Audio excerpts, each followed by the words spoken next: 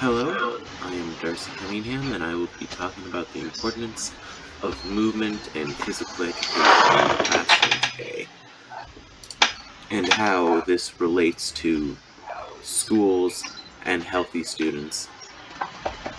So on the picture here, I just have a playground for.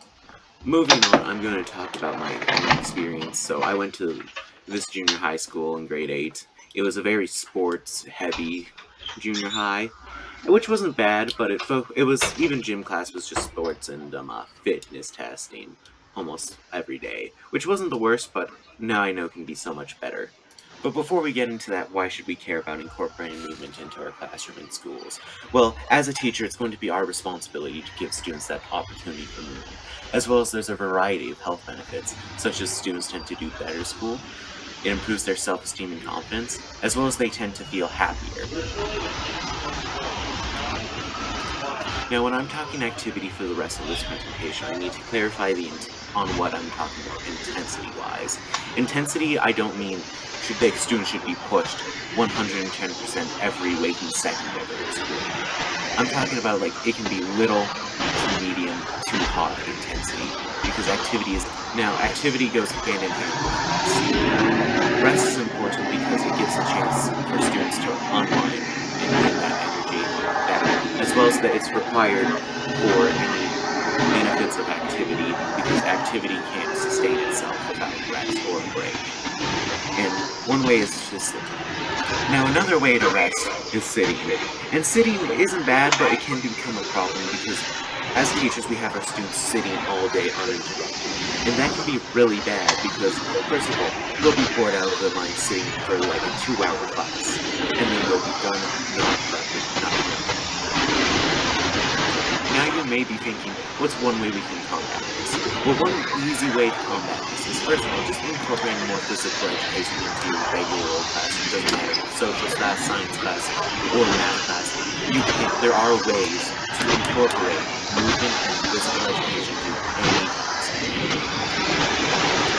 Now you might be thinking, well, that's easier said than done. You didn't tell me how to. Well, I'm going to show you one of my favorites. Right now, even as a student, you can just pull up a Just Dance video and say, we're taking a quick dance break. And students will love it. They'll get moving, they'll get blood pumping, and they'll let that energy out. Now, another vital part of education is whole-child education. This is more than just teaching them to memorize and test answers.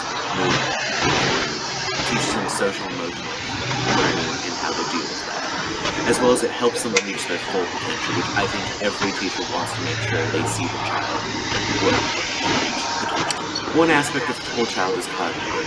Cognitive is that brain-based knowledge, understanding, and thought process of the child who learns. Except in order to do this, students must feel safe in their learning environments in order to actively discover their own thought processes and apply new knowledge appropriately. Then we move on to the social aspect of whole-child education.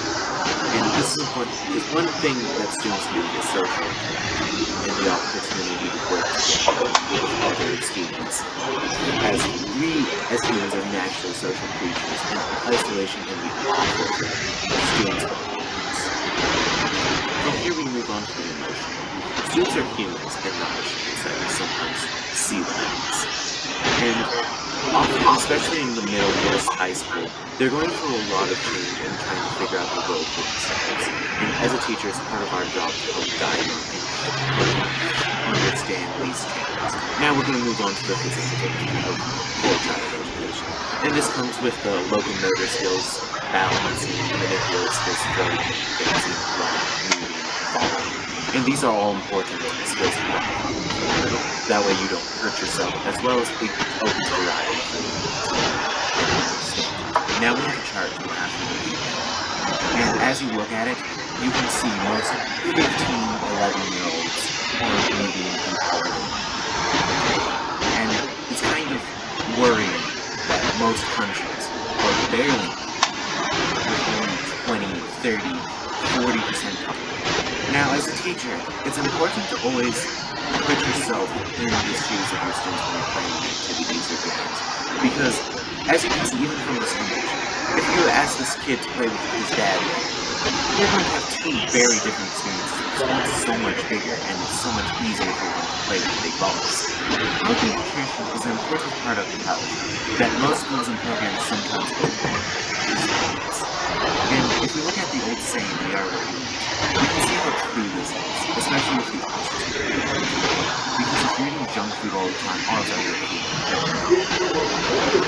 and have health problems now. Another aspect of health and wellness that often gets overlooked is financial literacy.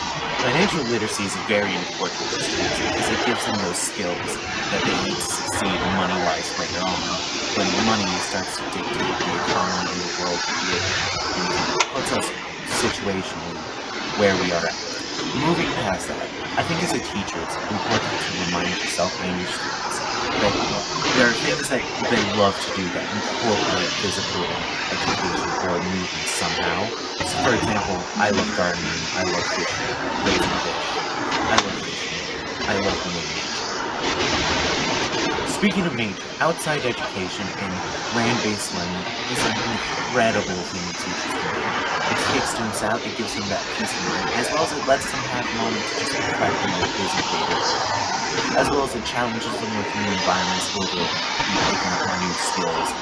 And it's outside, but again, finally, health and wellness is about improvement. And sometimes as a teacher, it's important to remind yourself and students that improvements can be slight and almost non-noticeable, but they still happen. And it's great to just give your students a moment to reflect on how far they've come.